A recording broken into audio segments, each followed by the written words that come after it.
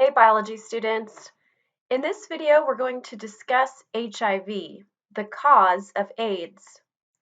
This is our third pandemic virus that we're discussing this week. Yes, it is a pandemic virus, although it's not contagious. It's communicable, meaning it does spread person to person, but it's not as contagious as the other pandemic viruses that we've discussed this week, including the coronavirus and influenza.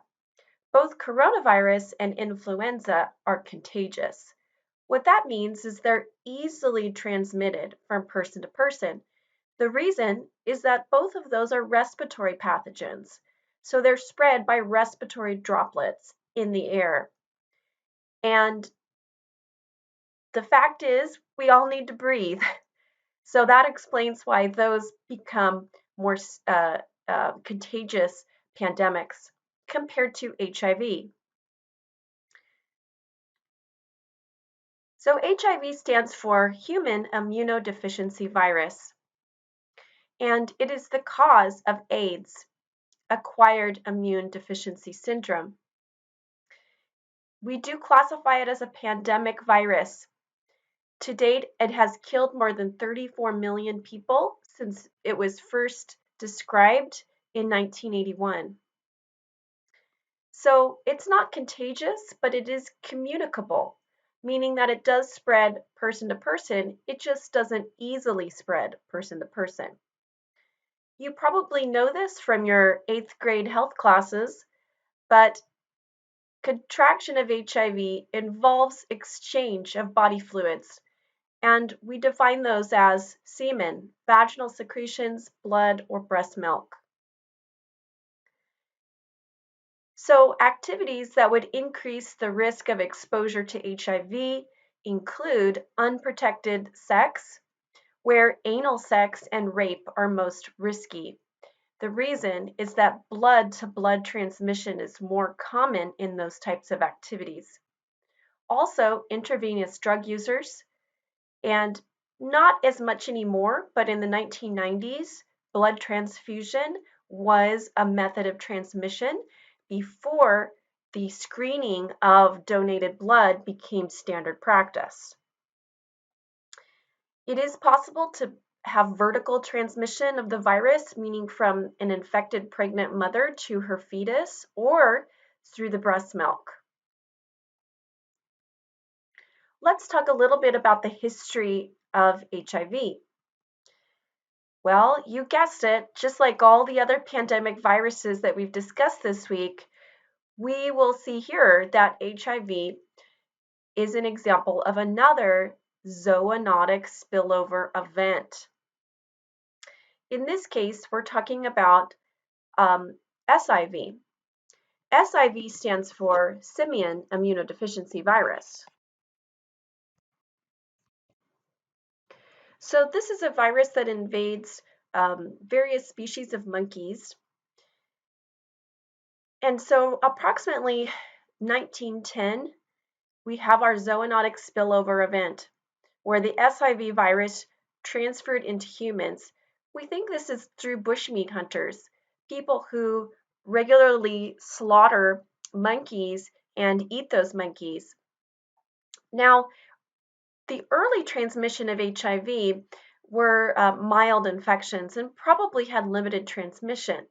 The reason is that if a virus is lethal right out of the gate, it will kill the host and will not transmit and will essentially go extinct. So it's more effective for viruses if they're going to be long-term. The long-term viruses, they start out mild in populations, and this allows for frequent transmission from person to person, and then eventually that virus can ramp up in its virulence. So in the early 1900s, there wasn't a lot of crossover between these village populations. So this originated in small villages in Africa. There wasn't a lot of travel back then. But as we get closer to the 1950s and into the 1960s, we begin to see mass travel around the globe, and higher sexual promiscuity.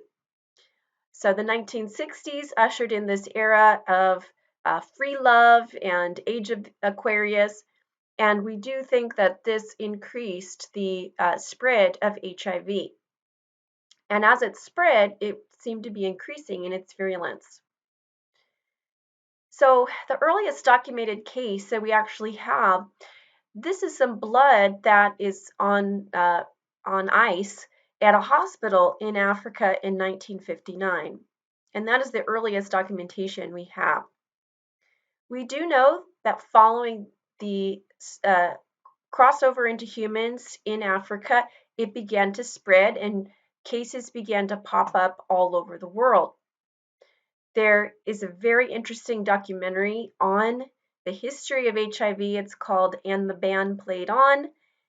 And in this documentary, it talks about the spread and in particular certain individuals who are highly promiscuous, having hundreds of sexual partners.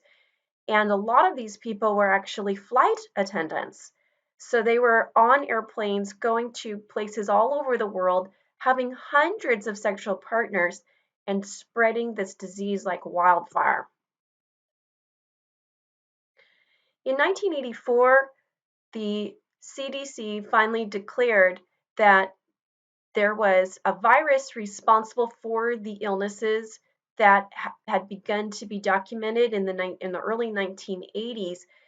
The big mystery was these were otherwise healthy individuals, usually fairly young, and mostly men, and mostly homosexual men, who were showing up with very rare um, diseases that are normally never found in healthy individuals, including rare blood cancers, tuberculosis, pneumonia, rare forms of pneumonia, rare causes of pneumonia that had only been documented a few times in the history of humanity. And suddenly there were huge caseloads of these individuals in the early 1980s. Eventually, it was determined that this was caused by a virus. And the method of virulence for the virus is to take down the entire immune system. So people were dying from the condition called AIDS as an indirect response to the virus. The virus was taking out the immune system. And then all of these opportunistic pathogens that are normally kept in check by a healthy immune system were taking hold in the bodies of these individuals, and they were dying from these rare opportunistic infections and rare cancers. So once it was determined what we were dealing with, biologists began to study the life cycle of HIV.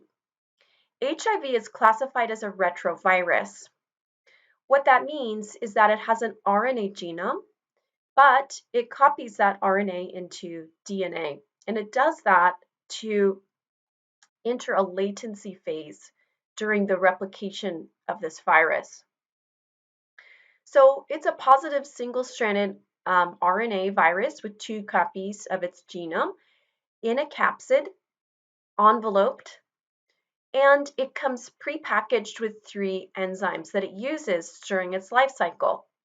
And we can see here on the screen the names of those very important enzymes: reverse transcriptase, integrase, and protease. On the next slide, we're going to describe specifically how those enzymes are utilized by the virus during its infection cycle. So it has been determined that HIV invades the immune system.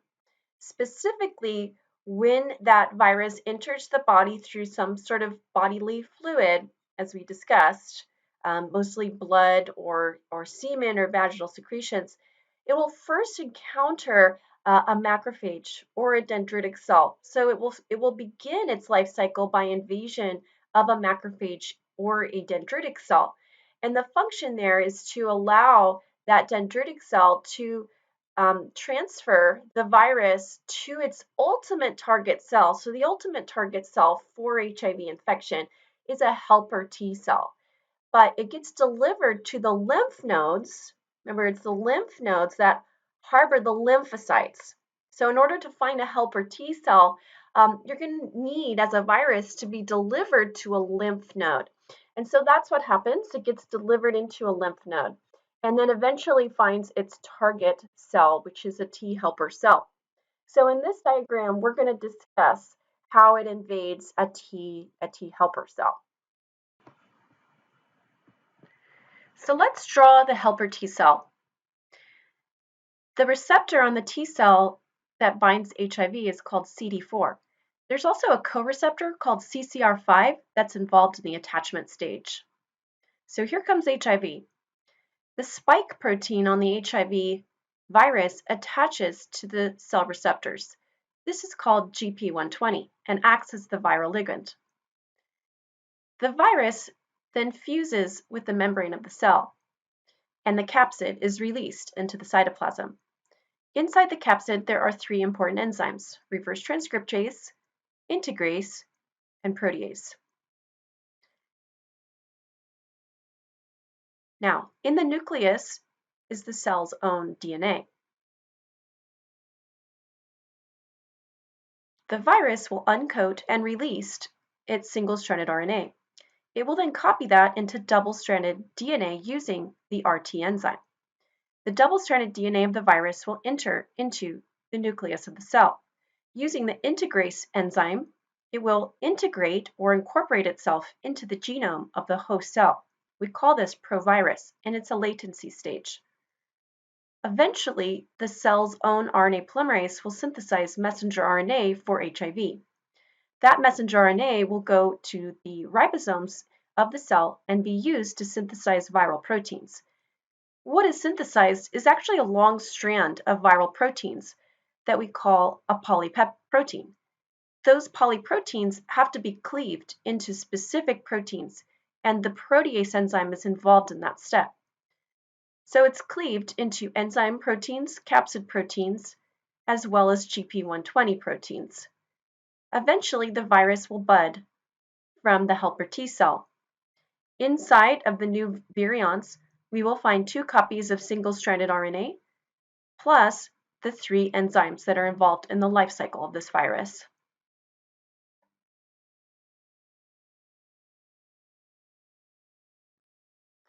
So now that you understand the life cycle of HIV, we can discuss the treatment options available for this virus. So the current treatment is what we call HAART. That stands for Highly Active Antiretroviral Therapy. It is a cocktail of multiple drugs that are used in combination. These include fusion inhibitors. This will prevent the binding or the attachment stage of the viral ligand, the GP120, to its target receptor. There are also CCR5 antagonist medications. These bind to the co-receptor. That would also block the attachment stage. There are some people in the population who naturally have an altered or absent CCR5 co-receptor. And it has been documented in the medical literature that these people are essentially immune to HIV. This is also the basis of the infamous genetic engineering experiment that was done in China in 2019. And this was the scientist who actually genetically engineered 2 twin baby girls to be deficient in the CCR5 mutation, and they used the CRISPR-Cas9 gene editing technology to do that. Now, this scientist is in some pretty hot water right now as a result of performing a genetic engineering experiment on human babies, and he has been fined as well as is facing jail time for that, because that was an incredible ethical breach, to actually genetically engineer humans, the very first genetically engineered humans that are documented. But his goal in the experiment was actually to create humans that are immune to the virus because they lack the CCR5 mutation. Reverse transcriptase inhibitors. So preventing the stage where the viral RNA is converted into double-stranded DNA. Integrase inhibitors, this would prevent the stage where the viral DNA enters into the host DNA and integrates or binds inside of the host chromosome. Protease inhibitors, so the protease enzyme is the enzyme that cuts up the polyprotein, and this is essential for the assembly and the budding stage. The problem is that the drug is expensive. This is a combination of drugs that need to be given. They need to be taken every day. So it's multiple pills that the patient is taking, and it's going to be a lifelong treatment. Okay, so the way we consider HIV today is very different than the way it was portrayed in the 1980s and the early 1990s, in that we view HIV and AIDS today to be a chronic condition, not a death sentence like it was when it was first identified. So these medications, they can control the number of HIV that are present in the body. However, it is not a cure. Okay, so there is no cure for HIV. Okay, the closest we know to a cure would be these people, like I described, who have a natural mutation, either where they have an altered or absent CCR5 co-receptor, or we're talking about genetically engineering humans to not have that receptor. Okay, so that is the only known examples of where people have completely um, uh, been resistant to the infection. Otherwise, people who are on this drug cocktail regimen for life keep their viral load very, very low, almost to undetectable levels. Okay, so this is going to prolong life for, well, decades, really. So in the early days, HIV, if you were diagnosed with HIV, you had a year to live, maybe 5 years, but pretty much 1 year, and you went from being a overall healthy individual to very, very immunocompromised to dead, okay, within a year. It was a death sentence, and it was very, very scary. Nowadays, because of biology and technology, we can prolong people's lives for, they can pretty much live a normal life as long as they take their regimen of medication. Let's now talk about the progression of HIV into AIDS. So to be HIV positive is not the same thing as having AIDS. So let's talk about when that actually is officially diagnosed. Okay, so let's talk about this in stages. So stage 1, phase 1, we call this the acute or primary infection. And so what happens is the individual is contracting the virus, and that HIV load begins to increase, the immune response is initiated, and this has a variable response in the patient. Sometimes there's no symptoms, other times there's mild symptoms, or a lot of times there are symptoms similar to mononucleosis or flu, where there's nausea, vomiting, and excessive body aches and fatigue. The patient would be able to be tested for HIV after seroconversion. What that means, seroconversion means that antibody is being produced inside of the patient. And this is antibody specific to HIV. And the current tests we have are sensitive at about 3 to 12 weeks after infection. And so the patient can go and get a blood test. That blood test can be read in less than 20 minutes. It is a rapid test. And what is recommended, however, is to confirm HIV positive status is to do at least 2 additional tests. And so they will do an RT-PCR. Remember that again, because again, this is an RNA virus, so they will be detecting specific viral RNA genes present in the blood. Okay, so that's gonna take a couple days to get those test results back. And then they'll also double check that or triple check that. So we've got the ELISA test, okay, the rapid test, followed by the RT-PCR, followed by something called a Western blot, which is going to detect proteins of the virus in the patient's blood. So really, it's 3 different tests that need to be done in order to diagnose this infection and to make sure we don't have any false positives or false negatives. At that point, the patient will be treated. Okay, so assuming they have access to the medication they need, they can receive treatment and they should enter into a latency period. At this point, the viral load will be low. There will definitely be some latent virus because in the initial stage of the infection, there's no way to catch those viruses that have already been integrated and gone into that hibernation phase. Okay, but we'll be able to keep their viral load very low and prevent them from getting the opportunistic infections. Okay, at this point, we say HIV transmission is possible, but people who are on this cocktail regimen of antiretrovirals can keep their levels so low that it's as long as they're using condoms during sexual intercourse, the chance of transmission is extremely low. But nonetheless, sexual partners should be informed of the status of their partner.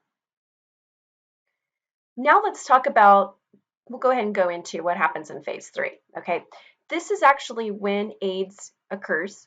So the person can be in phase 2, the latency phase, for life, okay? And never enter phase 3. So that's the remarkable thing of modern technology. Thanks to the antiretroviral treatments that are available, we can keep that viral load down for life and keep this as a chronic condition. But if the patient ever goes off of those medications, they are going to enter phase 3. Okay, phase 3, the HIV level will increase. T cell decline will continue to very, very low levels. Here's when we diagnose AIDS. We diagnose AIDS when the patient has a T cell level that's less than 200 T cells per microliter of blood. Here's what the normal range is, 800 to 1,000 per microliter of these helper T cells. So if the helper T cells go less than 200 per microliter of blood, then we diagnose with AIDS.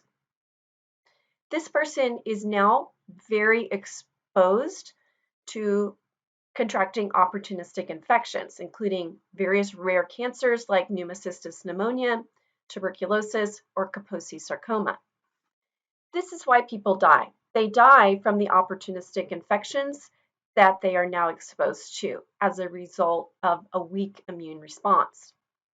By the way, this picture here on the screen, this is Kaposi sarcoma. This is a very rare blood cancer. And the Kaposi sarcoma is associated with these lesions that show up on the skin. And this is the basis of a lot of the stigma that went along with early infections of AIDS. And that stigma also exists today, even though we know that people are at risk for contracting AIDS regardless of their sexual orientation. Initially, there were some horrifying stigmas associated with AIDS status, including the 1985 Republican National Convention. A senator spoke at that convention and said, you know what? You know what GAY stands for? GAY stands for Got AIDS Yet. Horrifying, horrifying stigma for the homosexual community, a community that is already sort of at the fringes of society and faces so much stigma and oppression, was now in the center of this infectious disease situation. Of course, now we know it is not a disease of just homosexual people. It is a disease that affects everyone, from children to heterosexual to homosexual. It is not going, the disease itself does not discriminate. Only we as humans discriminate. this is showing you a graph of that course of the HIV infection. Now, this is actually in 5 stages, so let's see what I meant by this. So stage 1 is that primary infection. And if we sort of divide this graph, we can see what's happening here with 3 different things we're looking at: HIV numbers, CD4 T cell count, and the antibody level. So we look in stage 1, that initial infection, we're going to get an initial decrease in CD4 as we increase in HIV, and we begin to get the antibody response. So once we get that stage 2, once we get that stage 2 here, then we have the immune response. And that's what I'm saying is when we can do the seroconversion, meaning that we can detect antibody in our patient. They can come in for a blood test, a rapid test, so we can tell if they have antibody to HIV. And that would be our preliminary diagnosis that they are HIV positive, and then follow that up with the RT-PCR and the Western blot, okay, to further confirm that. Stage 3, we have our T cell decline by this diagram, and this is again, notice that here there's these funny little marks here, and that's because we can really enter the latent period here. So this can become a latent period, which again can be lifelong.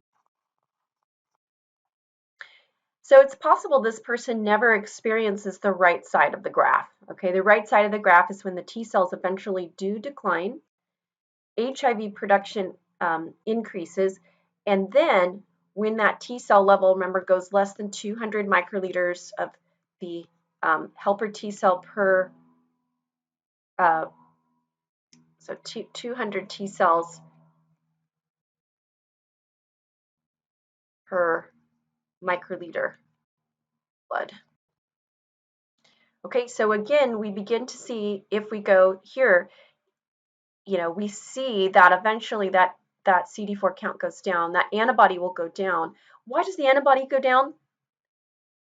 That's right, because helper T cells are the coordinators of the immune response. If you remember back in the immune system lectures, we learned that that helper T cell is so important to the immune response because it's going to activate B cells to make antibody, and it's also going to activate the cytotoxic T cells, which are then going to kill infected cells.